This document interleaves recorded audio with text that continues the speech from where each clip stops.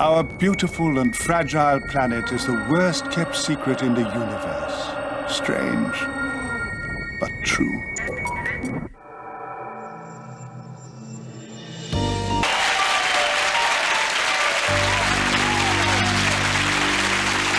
Thank you. Thank you very much. Good evening. Good evening and welcome to a special edition of Strange But True, live from the London Television Centre. Tonight, committed UFO investigators and skeptics will debate one of the great unanswered questions of the 20th century, which is not, do UFOs, unidentified flying objects, exist, because they undoubtedly do. The question is, are some UFOs actually extraterrestrial in origin? You at home will have a chance to vote with your opinion, an opinion that might change as the debate progresses. These are the numbers you can ring. 0891 980 111 if you believe aliens have visited Earth.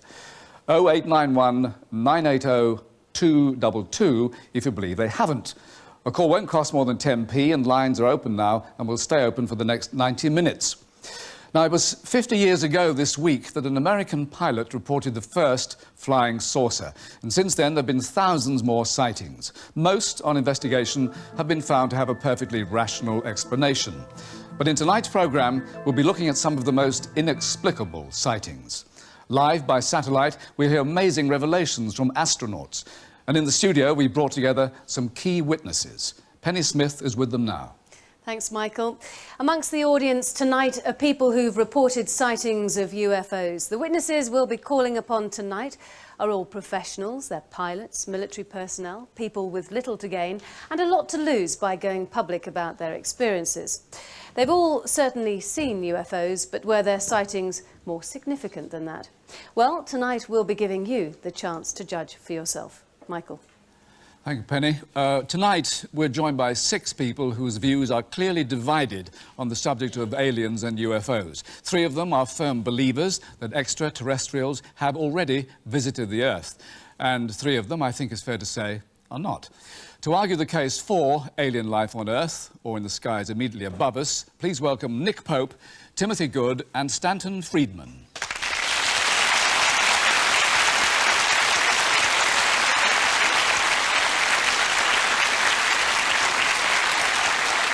Nick Pope was the Ministry of Defence's UFO desk officer and the author of the bestseller Open Skies, Closed Minds. Timothy Good is a UFO investigator and author of another bestseller, Beyond Top Secret. And Stanton Friedman is a nuclear physicist and author of Top Secret Magic, an investigation into UFO cover-ups. And on the other side, Dr. Chris French, Dr. David Hughes and Professor Frank Close.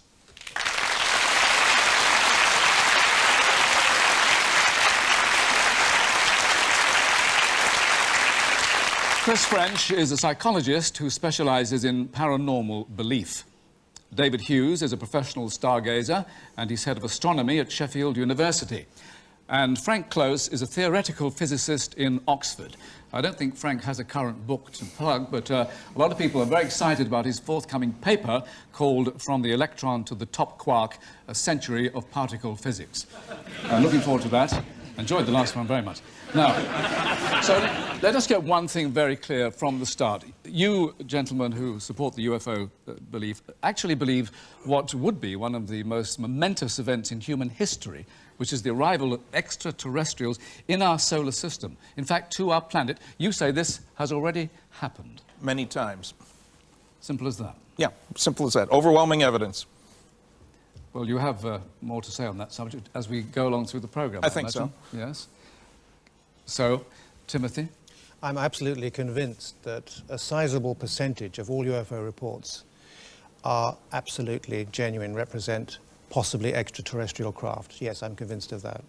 And Nick, what's your view? Yes, 3 years of official research and investigation at the Ministry of Defence convinced me that there are extraterrestrial craft visiting here now. All right, now let's ask the sceptics. Of course, you don't take any of this on board, do you? If at this moment I said, yes, I do, that would really throw you, wouldn't it? Well, it would bring it down to 2 on the other side. Show me the belief, show me the real evidence, and I'll take it, but I'm waiting for it. David? I'm just looking forward to seeing the hardware. Yes, that is really what we're all looking forward to, in a way. Dr. Chris French. Yeah, well, again, we're often told that the evidence is irrefutable. I mean, the truth is that there's no single case that all ufologists agree on as being irrefutable evidence. And we'll see the holes in the evidence as this programme progresses. Well, that is the word that comes up again and again, evidence. In the end, it all comes down to evidence. Before we review that evidence, let us see where our studio audience stands in the debate about non-terrestrial life. Now, let me ask you, how many of you believe that we are completely alone in the universe and that no other intelligent life exists? Vote now, please.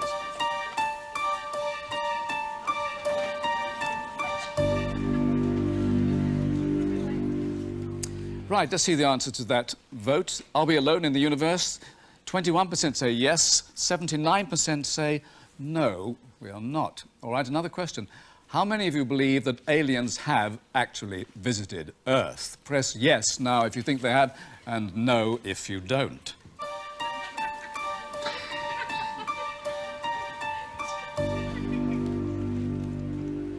A lot of giggling there because you couldn't actually find the button, I suspect. Right. Have aliens already visited Earth? Yes, 73%. No, 27%.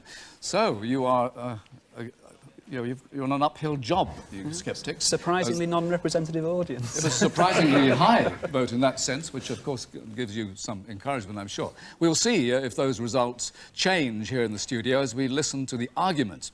You at home can vote on the big question, have aliens visited Earth, by dialling 0891 980 111 if you think yes, and 0891 980 222 if you think no. The lines are open now and calls will cost no more than 10p. Now, the vast majority of UFO sightings, over 90%, are explainable. On investigation, they prove to be weather balloons, natural atmospheric phenomena, or even something as simple as a flock of birds. But a few sightings always remain a mystery. That on its own, of course, neither proves nor disproves the existence of alien life. But the testimony you're about to hear is certainly intriguing. The sky at night, a vast expanse of stars and planets. But as we watch the skies, is anyone out there watching us, watching them? Britain too had its flying saucer reports. Winston Churchill wrote a memo about them. What, he wanted to know, did it all amount to? Leave a shockwave. The most convincing UFO evidence would involve independent sightings by a number of pilots and confirmation by radar. There is one such case. It's called the Kaikoura incident. Two planes were buzzed by UFOs in separate incidents on the same night. One was flying south over the Kaikoura Peninsula in New Zealand. It was piloted by Captain Vern Powell, with First Officer Ian Peary. There was this large orb. We had no idea what it was, just a light hanging in the sky. The effect on me was prickling at the back of my neck. That soon ceased when I realised that we weren't being attacked at all, it was just out there. The object trailed the plane. It was picked up on the radar screen at Wellington Airport. Flaps 20 degrees. They would describe a light that they could see that would be moving north over the hills beyond Blenheim, and we would see coincidentally a target on our radar that was also moving north at the same time, and made us think that perhaps these things were related to each other. We were sure they were an aircraft because they were flying in too tight a pattern, and secondly, no aircraft had been notified to us as being airborne that night. They would had to have had a clearance from me to operate. But the most dramatic moment of the night came as an aircraft flown by Keith Hine was buzzed by an unidentified object. I must confess I was a little apprehensive at that stage as to just what was going on and what its intentions were. And then that began to move back in towards us, and at quite a rapid speed. At one stage it was on an intercept course with us. Miraculously, a collision was avoided. But it's not just aeroplane pilots who make credible witnesses. Another group who are bound to be taken seriously are astronauts, several of whom have spotted things they can't explain. Okay, I'm tracking you guys optically. It's really working good. 12404, and we'd like that. In February 1971, Edgar Mitchell became the sixth man to walk on the moon during his mission with Apollo 14. It's been a long way, but we're here. The idea that we are the sole evolved species in the universe is an absurd notion. Mitchell believes there has been UFO contact, though he's not encountered any himself. But he is impressed with evidence he's been told about by people in US military intelligence. These folks are ready to tell their story. They have been checked out. They were where they said they were. They had the job they said they had. And their story is that much of the ET lore is true. There's a lot of nonsense around it, but much of the core evidence is true. The witnesses I'm talking about range everywhere from control tower and radar tower operators up to officers, both in intelligence and the military community, whose particular jobs were investigation or management of operations that had to do with investigating UFO and ET. 3, 2, 1, 0. We have ignition. What a liftoff. And liftoff. Roger, ignition. For over 10 years, Gordon Cooper was one of America's top astronauts. He was the last man to orbit the Earth alone as part of the Mercury program in 1963.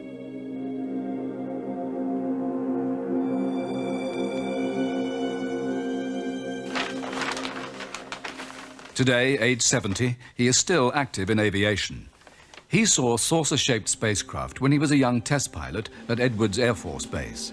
He tells his story for the first time. I had a camera crew who was working at Edwards, filming the installation of a precision landing facility on the edge of the dry lake bed when a small saucer flew over them, put down 3 landing gear and landed about 50 yards from them out on the lake bed. These cameramen proceeded to go towards the vehicle, filming all the time. It lifted up, put the gear back in the well, and took off. They came to me and told me what had happened. I had to report it to the proper authorities in Washington. In the meantime, they were developing the film, brought the film to me when it was developed, and I saw the film personally. I stuck it in a pouch and sent it to Washington as ordered to do so, and that's the last I saw it. There is a reason the testimony of these pilots and astronauts is more credible than any other, according to 20-year NASA veteran research scientist Richard Haynes. The pilot brings to this whole field a rather unique and very important experience level that sheds some new light on the silvery metallic discs with no seams, no markings, no wings, no engines, outside their aircraft for 30 minutes, 40 minutes, 50 minutes at a time, doing maneuvers around the airplane, and then flying off into space somewhere in some direction. And not just seen by one pilot, but the first officer oftentimes, the flight engineer, sometimes the cabin attendants, sometimes passengers. Haynes has recorded over 3,000 UFO sightings by pilots across the world, enough to convince him there must be something out there.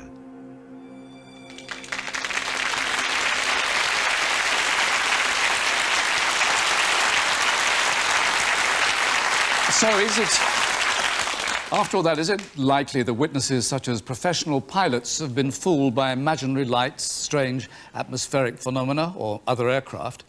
Earlier, we heard Captain Graham Shepherd recount his own UFO experience, and he's boldly agreed to join us tonight. Graham Shepherd.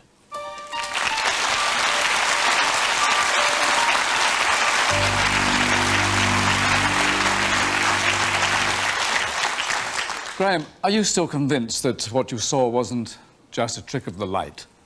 I'm totally convinced, yes. I've spent some 30 years in the air, and there's nothing like it before or since. I'm absolutely convinced there was no light trickery or whatever.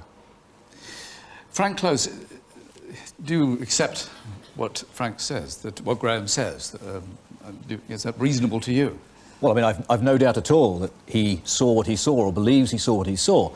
But there's many things that I would want to know even to start investigating this. I mean, Preston Radar alerted you to this thing.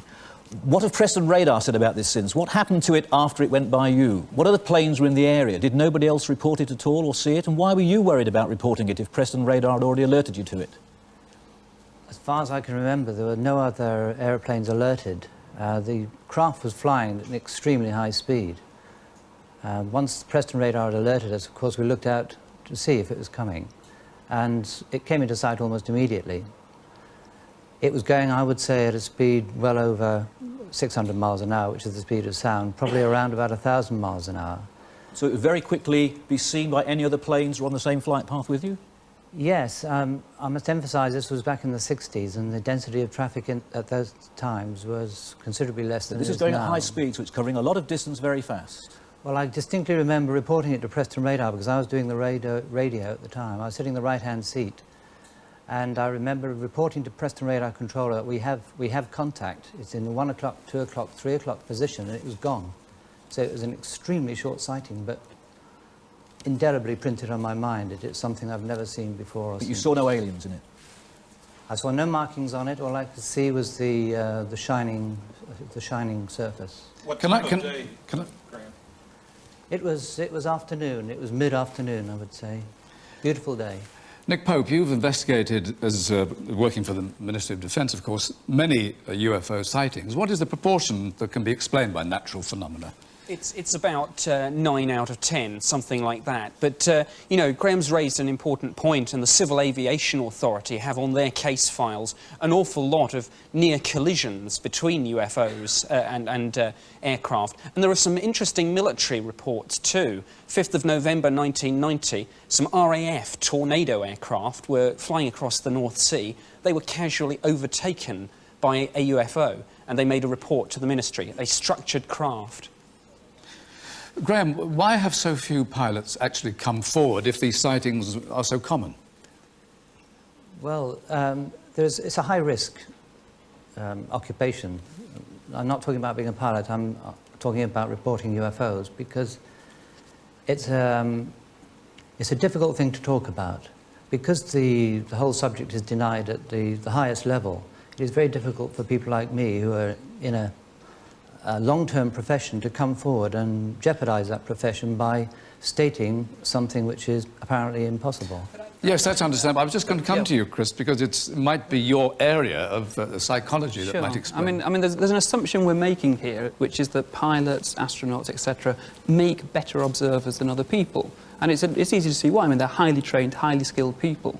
But when they're in a situation of seeing something unexpected, for a very brief period, they're just as likely to, you know, make mistakes and be sincere in their reports, but make mistakes as anyone else. According to J. Allen Hynek, widely considered to be the father of modern UFO investigation, pilots actually were surprisingly poor observers. He actually analysed many cases and generally found that the cases that were reported by pilots which ultimately turned out to be identifiable flying objects, range from 88%, 89%, 76%, 79%, depending upon whether we're talking about military, civilian, single witnesses, multiple witnesses. In fact, the evidence doesn't support this claim. I'm sure that the other panel must agree that at least some of those cases that we've just seen dealt with would no doubt have mundane explanations had they been investigated fully. Statistically, that should happen. I think you have to understand here that the question isn't whether 60, 40, 30, 20% of pilot sightings or anybody else's are alien spacecraft. The question is whether any are. And as Dr. Haynes pointed out, and I've talked to him about this, many of the sightings last like 30 minutes. We begin to very quickly run out of conventional explanations if a round disc-shaped vehicle goes around your airplane in broad daylight when you have a military or a civilian crew. But it didn't go around his airplane, it shot right past him. Well, right, we will have to leave cases like that. And also, he has no idea about the speed. It was 600 miles an hour, 1,000 miles an hour. You've no Does it idea matter? really about the size. We'll have to leave Yes, this it does. aspect of the thing at the moment because we have other things to talk about, so thank you very much. We have to go on now. We have one more witness to make a contribution to this debate. Earlier, we heard the extraordinary story of Gordon Cooper, one of the original Right Stuff astronauts, who claims he saw an alien craft land on Earth. There's a remarkable story, but it's not just NASA astronauts who say they've had an extraterrestrial encounter. A few hours ago, I talked by satellite to Major General Pavel Popovich, head of aviation for the Russian Space Agency. A former cosmonaut, he first flew in space when he was just 20 years old. Dobry wieczór, Major General Popovich. Now, for years, we didn't know about your attitude to UFOs because of the Cold War, but what is the Russians' view of UFOs? The Russians generally have a positive attitude to UFOs, although, of course, there are skeptics. Can I have some example of a sighting? The general has seen a UFO himself. In 1972, when we were on our way back from Washington to Moscow on a passenger airplane, we all saw something that we called a UFO.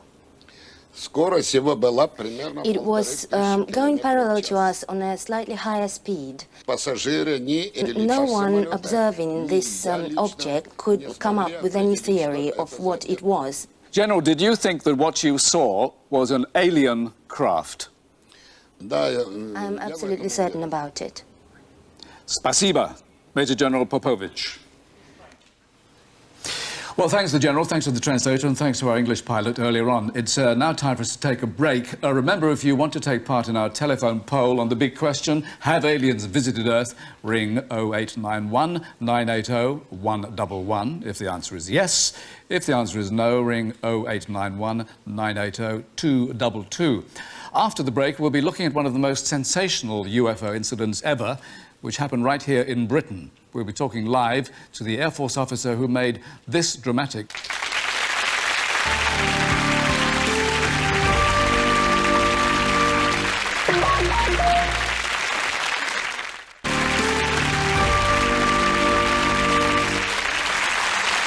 Welcome back.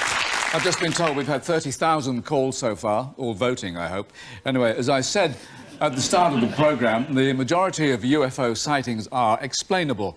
But the one we're about to look at, known as the Rendlesham Forest incident, is the best documented and the most baffling UFO landing in Britain. 17 years after it took place, skeptics and ufologists are as divided.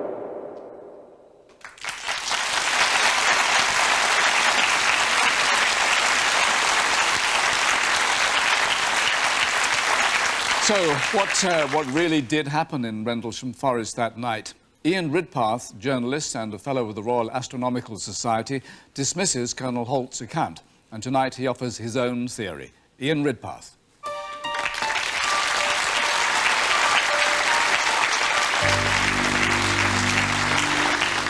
Ian, you believe that the Rendlesham landing wasn't a UFO landing at all? No, I don't. I was intrigued by this case because it seems to be that irrefutable evidence that we were talking about earlier, and it's backed up by the word of Colonel Charles Holt and written documentary evidence. But if you look at the different aspects of the case, you can find that there are perhaps many different things which have been lumped together to make the whole thing seem more mysterious than it really is. Now, to start with, the light they saw at 3 o'clock in the morning, apparently falling, something crashing into the forest, I discovered there was a bright fireball, a natural piece of space debris burning up in the atmosphere at exactly that time. I think that's probably what they saw. Then the men went out into the forest. They saw this flashing white light. They said it seemed to illuminate the forest with a white light. Now, someone had called the police. The local police came and took a look. They searched the area. They couldn't find anything. They said the lights were the Orford Ness Lighthouse. Now, I should explain about the Orford Ness Lighthouse because this comes up quite a lot in the case. The Orford Ness Lighthouse sits on the coast at Orford, about 5 miles away from where they were in the forest. And it appears very much closer when you're in the forest at night. It's a very bright light. It flashes away, and because of the way the land falls towards the coast, it looks as though it hovers just above ground level, and as you move about, the thing seems to move about too. Now, the following morning, as we saw on the film, the men went out into the forest again. They saw what they claimed were landing marks. They were only very small. They're only about 1.5 inches deep, only about the size of your hand. This seems quite small for something maybe the size of a tank, which is supposed to come from interstellar space, land on 3 little tripod legs. The police were called out again. They said to us, that looks like the marks of an animal. Now, the local forester also saw all those marks. He was quite sure that they were just rabbit scrapings. I think he's here, isn't he? Vince Thurkettle, you're here? And was that your opinion? It certainly was, yeah. That it was simply? I mean, I was really excited when the rumours started going, and I've been consistently disappointed as each piece of evidence comes up. Can we just, Vince, while you're there, I mean, could a thing the size of the tank that they described on the film have actually moved through those trees? Well, over the years, the 17 years, the opinion keeps changing. The craft was 30 feet, 20 feet, 10 feet. I mean, the trees are actually 10 to 15 feet apart. So it's almost like the story has changed to fit the site. Can I ask Nick Pope about the radiation readings? Because we reported in the film, were very high. That's right. I mean, all these theories about lighthouses, and I've heard it said that the triangular indentations in the forest floor were due to rabbits. Well, they must be radioactive rabbits, because I checked these out with the Defence Radiological Protection Service when I was working at Secretariat Air Staff in the MOD, and they certainly did confirm to me, yes, of course, there's background radiation everywhere. We wanted to make sure it wasn't that, and it was indeed 10 times normal. So the lighthouse theory, clever though it is, I'm afraid just doesn't work. Frank Close, how do you explain this radiation? Well, the radiation is unusual because it's for a rare occasion we've at last got something you can go and check. And so I did. And what I did, I've got hold of, this is the British equivalent of the standard US Air Force issue, which is used usually for measuring huge amounts of radiation, like in nuclear blasts and so forth. All you need to notice is there's a dial on the front here, and it looks very much like the speedo in your car. Now, the speedo in your car is great for measuring whether you're exceeding the speed limit or not, but you know what it's like. You're stuck in the traffic jam doing nothing, but it's still flickering at the bottom. We know from the report that Colonel Holt made at the time that the amount of radiation they thought they were detecting on their machine was very, very small, 0.1. And we've checked with the makers of the US equivalent, and they said, their quote is, that this measurement was the bottom reading of the machine and was of little or no significance at all. So it was not possible with the device to measure that small amount.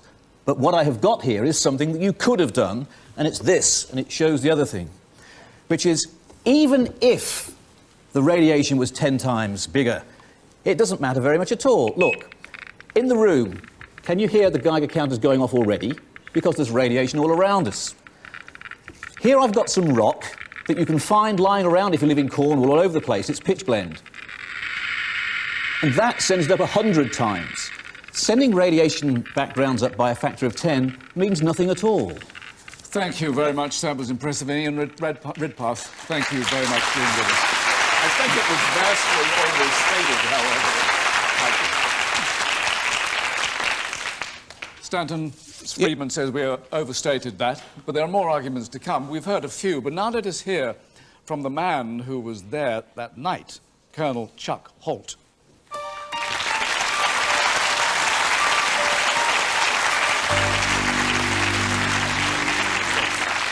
Now, Colonel Holt, you've heard these various comments and explanations. 17 years ago, do you still hold to your story? I certainly do, and I'd like to make a couple of comments. One, the story, so to speak, as far as the size and shape, has not changed through the years. I took original statements from the 3 people that actually approached the object and did it a day afterwards, and they all said the same thing when they were independently interviewed, and they all said it was approximately 9 feet on the side and it was triangular. They have not changed that story. Now, many other people have come forward that supposedly were there, that I questioned, but we won't get into that, and said lots of various and sundry things, but those 3 people have said the same thing consistently and do to this day. Also, the indentations in the forest, I have in my hotel room a castor plast for one of those indentations, and there are other ones made. There were 3 made, and they are not an inch, they are approximately 3.5 inches, and they're consistent in diameter, approximately 14 to 15 inches. And it was an equilateral triangle. Equilateral triangle. And as far as your radiation, the machine we used was calibrated. Yes, it was on the low range. And we went around the forest. And that area, that specific area was hottest in the center of the triangle. The rest of the forest was cold, so to speak, nothing but background radiation. I was not alarmed. I'll admit it was a minimal amount, but it was certainly above background radiation. And that's something we can never settle, I realize. Can I just question you on one thing, sir, because you did make a testimony at the time, and being at the time is perhaps the most important thing. And you said that the depressions were 1.5 inches deep. You've just now said they were much bigger than that. Now, I have the plaster cast. So was your original statement wrong? I have the plaster cast, and you can see the plaster cast. I wish I had brought it this evening. Yes, I wish you had. That's a nice thought. It would have been nice to hear. Penny has someone in the audience who has a view on this, haven't you, Penny? I do indeed, yes. Jenny Randalls was one of the original investigators at Rendlesham and has actually visited the site. What do you think happened? Well, I've been following this case all over the world, tracking down evidence for 17 years, and I've absolutely no doubt that these airmen did see something quite extraordinary in the forest. However, it's enormously complicated by the fact that on Orfordness Island, apart from the lighthouse, the National Security Agency, that's the NSA, one of America's most secret intelligence agencies, were carrying out an extraordinary experiment. Officially, it was an over-the-horizon radar test. That's to try and detect aircraft from lots and lots of miles away. But some of this energy, we understand, leaked out into space. And we also know that there was a military satellite from the Soviet Union, which was nuclear powered, which was decaying in its orbit that night. And it burned up over Rendlesham Forest, and it changed its orbital path as it did that in a quite extraordinary fashion. We suspect it's possible that some experiment was going on where they may have actually used this equipment to scramble the computers on board that Soviet satellite, and may even have brought it down. Now, of course, if that's true, it gives you a reason, regardless of whether there were any aliens in Rendlesham Forest, why there could have been a massive cover-up. And I've seen... So you're saying it's a military cover-up? Well, I've seen many times the governments of the world use the UFO phenomenon as a kind of smokescreen. They hide their own tests of secret technology, knowing that if people see these things, they're going to report them as UFOs. And it's great they can get away with doing things in areas they normally wouldn't be able to. OK, well, we're going to cover that a bit more later on in the programme. Michael? Yes, we are. We shall come to that. But at the moment, Colonel Holt, it has been suggested a military cover-up. You were a military man. Were you part of that? Definitely not, and I'd be willing to take a polygraph test on that. I can't say it wasn't. To the best of my knowledge, it wasn't, and I certainly was not a party to it. Can if there was secrets something. be kept by the military? Generally, but with some success, yes. But Colonel Holt. generally things come out over a period of time. Thank you very much, sir. Thank you.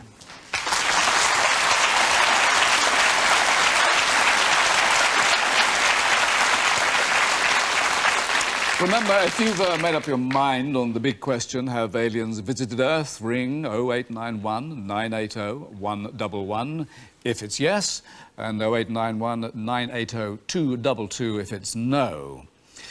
So, join us in a few minutes, if you will. Bye for now.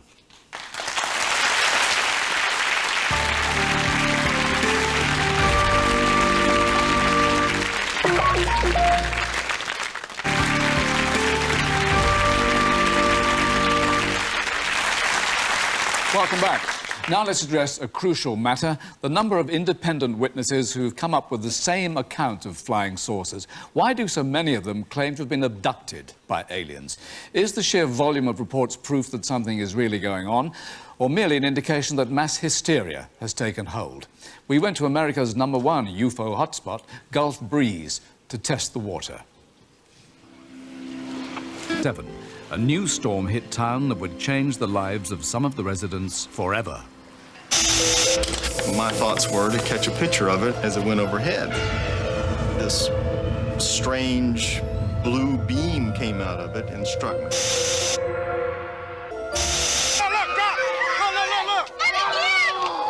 It's coming towards us. Any closer to us? Whoa! No! UFO researchers were intrigued. One was an optical physicist, Dr. Bruce, when you look up at the sky. That I fought them. I mean, I can remember fighting them, you know, because I remember kicking one and I remember punching another one. So I know I fought them.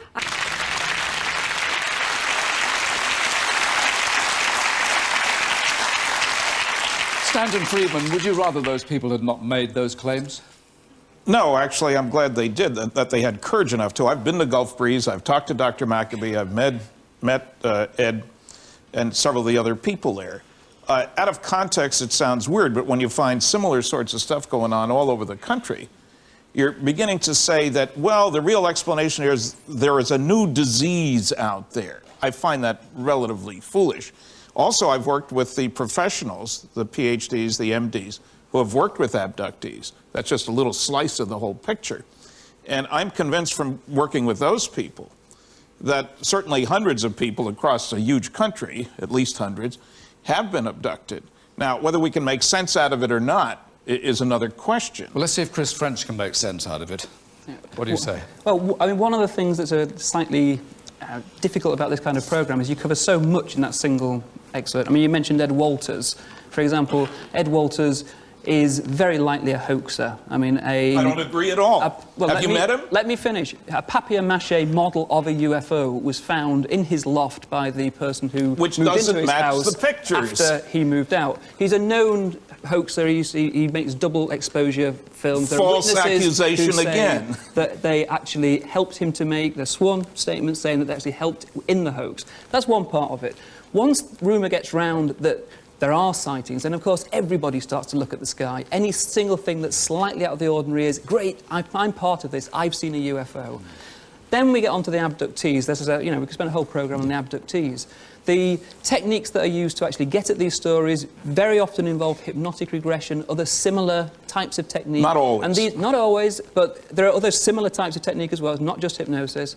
And we know that far from this being a way of revealing the truth about hidden memories, what this is a way to encourage fantasy. There is a mass of experimental evidence to show this. Well, let us talk about what might not be fantasy. David Hughes, as an astronomer, what is your idea of what they might actually have seen? I have no idea what they have seen, but what fascinates me is how poor their photographs are. I mean, in my 40 years of holiday snaps, my snaps have got better. I have a better camera, it focuses automatically. Why are these UFO pictures always out of focus and always fuzzy? They're not always out of focus, and they're not always fuzzy. But these were. And also, when They're I see taken at stars... night. When I see stars with my friends, I can always make my mind up whether I'm seeing 2 or 3. And why are these people debating something that They're shouting simplistic? as another one comes into view. Let me ask Tim Good. Tim Good, you've talked to abductees. What is your feeling about them? My feeling is that I have to take your point, actually. I think Dr. French is quite right. There has been a tremendous amount of fantasy and exaggerations, people jumping on the bandwagon. I don't think it's any coincidence that the number of abduction reports has increased corresponding to the landing of the X-Files in the United Kingdom. Having said that, I have spoken to people who have fully conscious recollections of having been abducted. No hypnosis involved, which I think can be very unreliable and dangerous, and I'm convinced that some of those people have actually been abducted. Frank, what do you think? I think I'm very concerned about the danger aspect. I am concerned about the way that people, for whatever motives, are exploiting these sort of things, and people, some of whom might well need real medical treatment, are being taken off by these hypnotherapists or whatever they call themselves. This is a serious matter, and I find programmes like this somewhat concerning to me, that the way they increase this hysteria. It's not a good thing. Oh, point taken. I think there was a measure of agreement on both sides there about the dangers of hysteria. Remember that many of the people who work with abductees are mental health professionals who are very concerned, first of all, about the mental health of the abductee, and secondly, about whatever UFO experience they may or may not have had. We're not dealing just with parlor games here. Can I come back on that? I mean, this is an important issue. I have not seen a single study that has shown that what these people are doing actually makes their clients any better. They clearly are distressed people that go to seek help. There's not a single outcome study. Is it actually ethical to convince people that they've had these experiences wait. if we don't have any independent verification? You're saying that it's the person who's working with the purported abductee who is convincing them they've had the experience. It's been my experience. On at least some occasions this is happening, Stanton. You can't deny it. I'm sure just the reverse is often. You say that he says it's the reverse, and I must wind up this section of the programme. Whatever you may think of the dangers of the hysteria, don't forget our phone lines are still open. The numbers again are 0891 980 111 if you believe aliens have visited the Earth, and 0891 980 222 if you don't. This is a television programme. It's time for us to take another break. Coming up, the conversation that NASA doesn't want you to hear between 2 astronauts who've just spotted a UFO.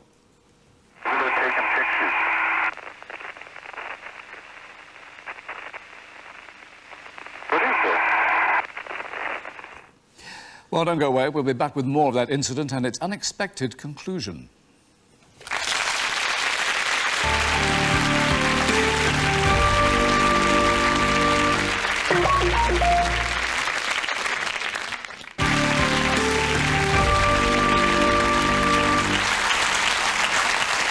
Earlier, we touched upon the possibility that governments are engaged in a massive cover-up.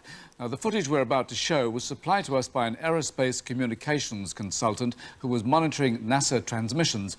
As far as we know, this is the only tape that exists. What you'll hear is a conversation which takes place between two experienced astronauts, Mark Lee and Stephen Smith, shortly after they returned to the shuttle's airlock from a spacewalk in which they undertook repairs to the Hubble telescope. It took place on February the 18th this year. Now, what you see here is NASA's control at Houston. The communications console is in the top left-hand part of the picture.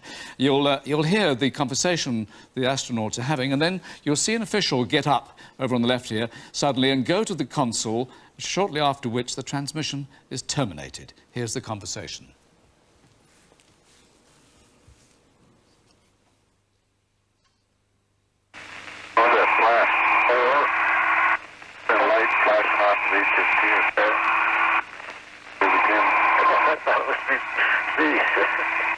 What? I just thought of it in my imagination.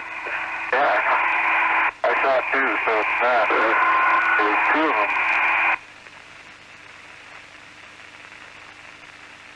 There's another one. What are they?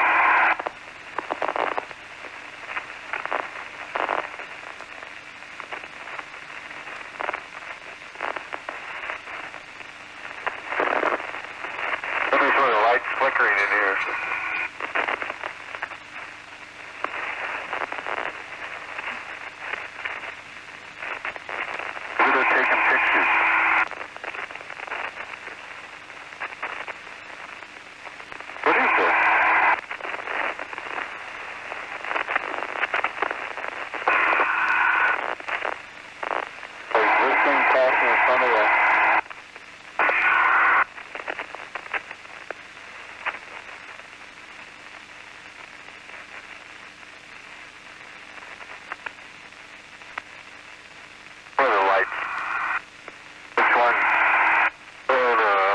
That one for a second, but I had that one the whole time.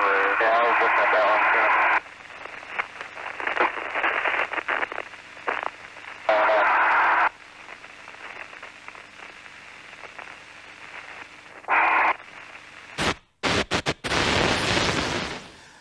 Right, Stanton Friedman, what did you make of that? Was it significant?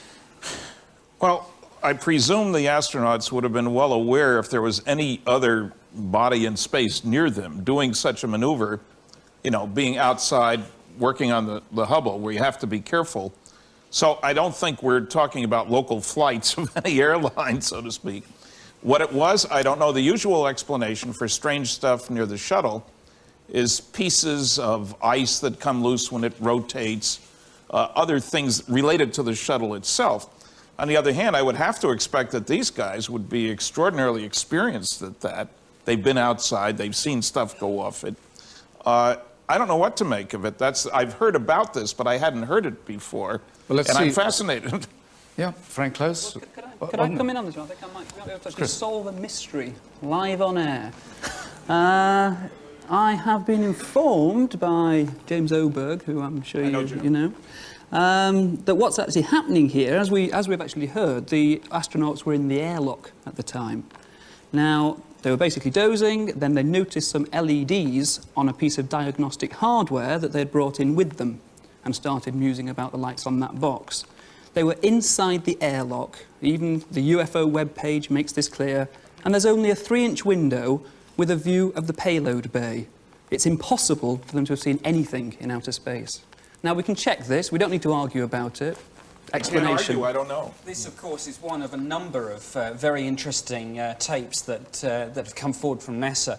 And I've heard it said on occasion that some of these objects, and of course there are some films of this, are ice crystals falling off the shuttle. Well, some of these films, and I don't know whether we have them, but you know, they're intriguing viewing, show objects which move and then stop and then change direction. These are things, I think, clearly under some sort of intelligent control. Well, hopefully we're going to actually have Captain Edgar Mitchell on a video link. Am I right on that? Yes. He actually is on record, and he's, as you know, very much a pro-UFO person. He is on record as saying that all of the reports, alleged reports from astronauts are, we're after the watershed, bullshit. Well, I think there are some... Yeah, well, that's a nice word to use to go on to the next item. I'm not going to use it myself, but we asked NASA to supply us, incidentally, with the original stock footage of the airlock incident on mission STS-82, I think it was called. They said they were unable to do so. They also denied there was any incident on that mission involving strange lights, and said the conversation in the airlock related to a faulty light on a console inside the shuttle, which ties up with what you said. But all the same, the conspiracy and cover-up theory has been used by the UFO lobby for the last 50 years to explain the lack of solid physical evidence. Are governments behaving unreasonably, or is the truth less fanciful and they're simply trying to protect their own military secrets?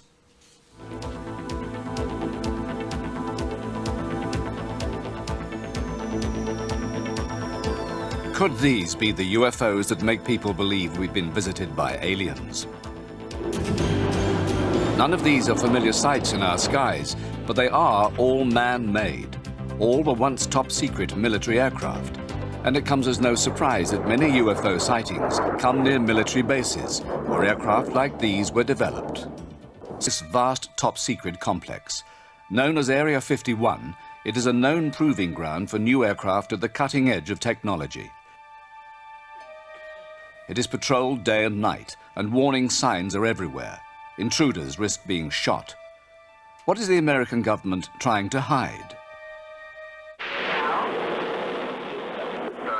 We acquired this unknown object, aircraft some type, one, it appears to be going outbound real slow. There's hardly any range velocity.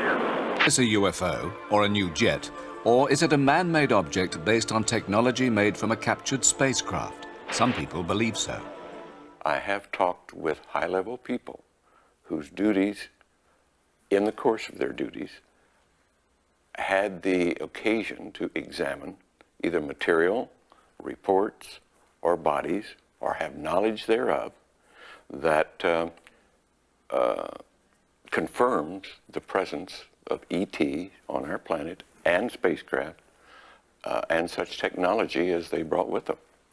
It would appear from my investigations and the investigations of others that since the days of Eisenhower and John F. Kennedy, that high-level peoples in the U.S. government, and perhaps other governments, have been systematically excluded from detailed knowledge of this because they had no need to know.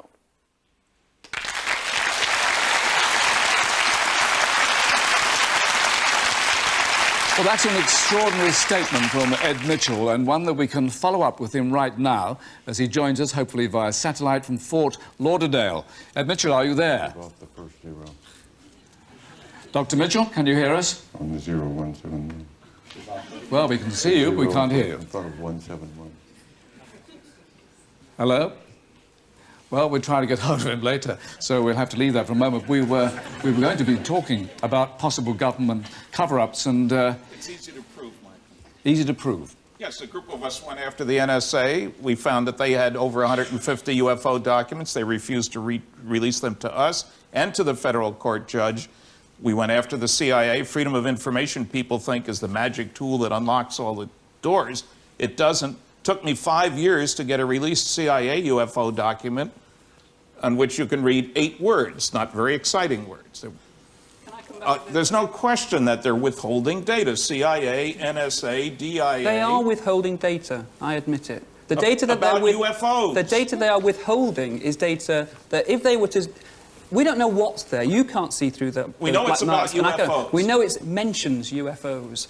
What the reason that is given for so much of that paper being blacked out is that to give it would actually reveal methods of intelligence, how they actually obtained that information. 20 years old? It would give information about personnel who were in other countries who would be in danger if they were to explain that they would actually been spying for the other side all the time. Okay, that is all perfect. These sightings are all happening in the southwest of the United States. That's nonsense, Frank! Come on! So if they're happening in other countries, surely they're not covering it up as well. Why not? Well, why should they? Well, hang on, because of the technological implications. We're not dealing Let's with ask Nick. philosophy here. We're dealing with technology that any country that could Let's duplicate it ask would Nick. rule the Nick planet. doesn't think that there's a cover-up in the UK. Not in the UK, no. I think the real issue here is perhaps that we've got serious defence and national security issues which need to be looked at more carefully. We've got structured craft, not just lights in the sky. They're seen on radar. They fly over military bases. Can I interrupt you, gentlemen, because I think we now have our link with America. Americans So,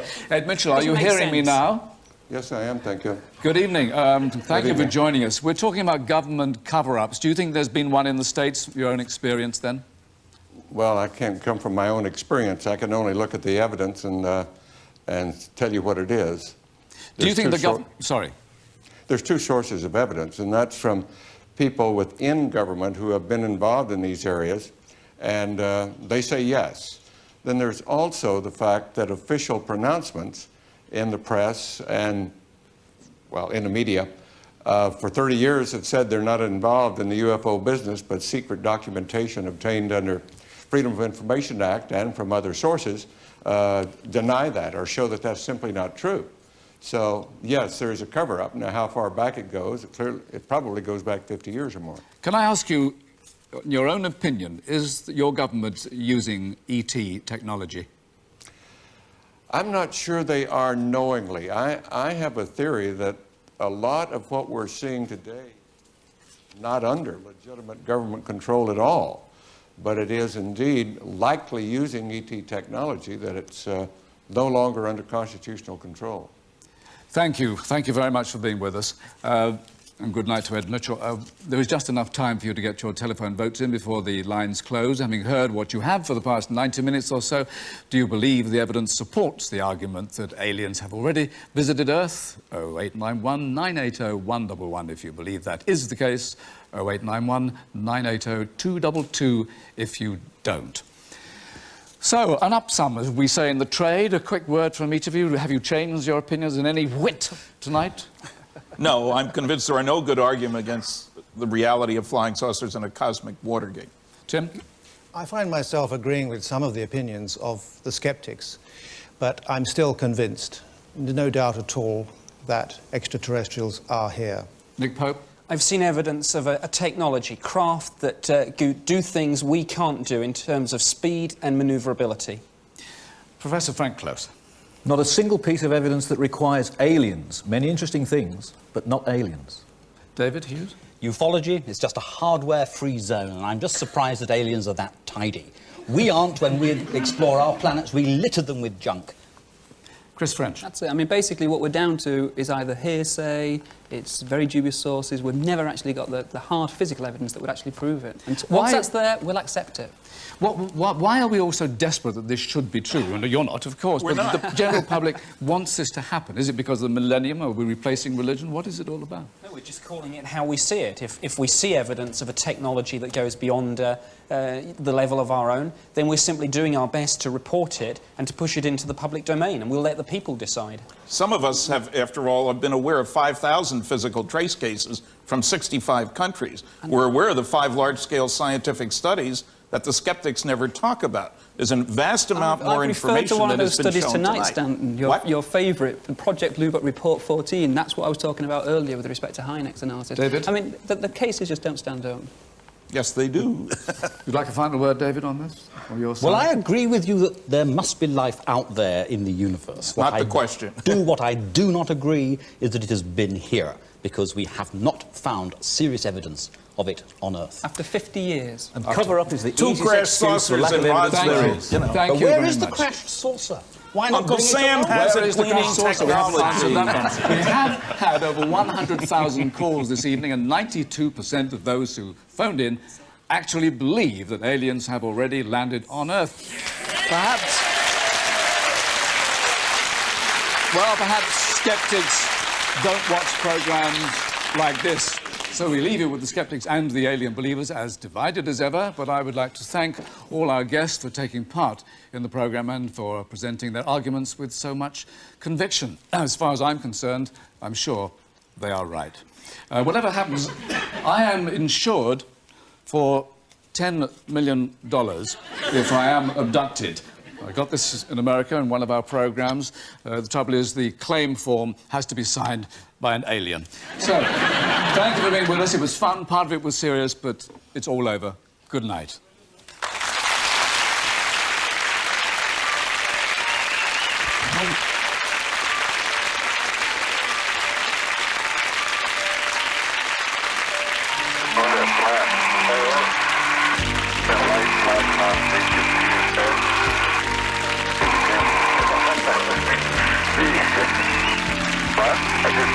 my imagination.